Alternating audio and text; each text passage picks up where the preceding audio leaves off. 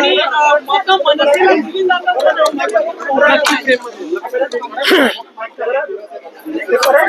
असं आहे की गालिब ने एकदा म्हटलं होतं की दिल बहलाने के लिए ख्याल अच्छा है गालिब.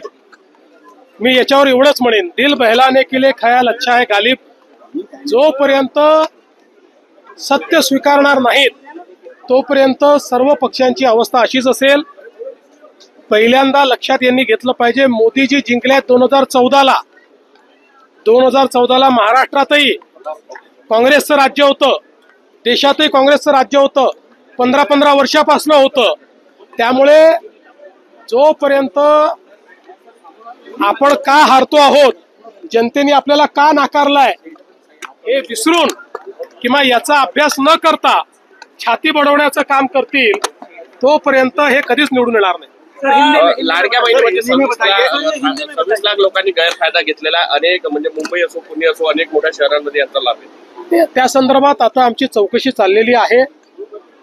जे चुकीचा लाभ घेणारे लाभार्थी असतील त्यांचा लाभ बंद केला जाईल. सुद्धा मतचोरीचा एकदा पुन्हा ऐसा है कि गालिब ने कहा था दिल बहलाने के लिए ख्याल अच्छा है गालिब. बस वही मैं कहना चाहता हूँ, ये अपना दिल बहला रहे हैं और अपने कार्यकर्ताओं को बताने की कोशिश कर रहे हैं कि अपन तो जीत ही रहे थे,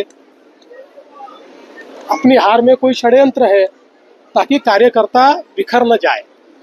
लेकिन मैं उनको इतना ही कहना चाहता हूँ, जब तक अपनी हार का आत्मचिंतन ये नहीं करेंगे तब तक ये नहीं जीतेंगे. लोगों ने मोदी जी को चुनकर दिया है, लोगों ने हमको चुनकर दिया है. जब तक लोगों का अपमान करते रहेंगे और जब तक झूठ बोलते रहेंगे तब तक ये कभी जीत के नहीं आ सकते. खड़गे जी ने ये कहा है कि मोदी जी बहुत मनमोहन जी जो काम करते थे बोलते कम थे. क्या खड़गे जी ने कहा है मोदी जी बोलते बहुत है, काम कम करते हैं. अरे खड़गे जी का वगैरह मुझे क्यों पूछते हो? खड़गे जी बहुत चीजें बोलते रहते हैं, थोड़ी गंभीरता से लेते हैं हम लोग.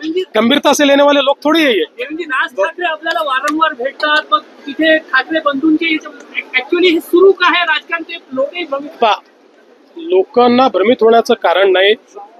आमची महायुती अभेद्य आहे. आम्ही महायुतीमध्येच लढणार आहोत. आम्हाला कोण भेटतं याच्यावरनं युत्या ठरत नसतात, कोण भेटतं याच्यावरनं राजकारण होत नसतं. राजकारणामध्ये महायुतीच लढेल आणि महायुतीच जिंकेल.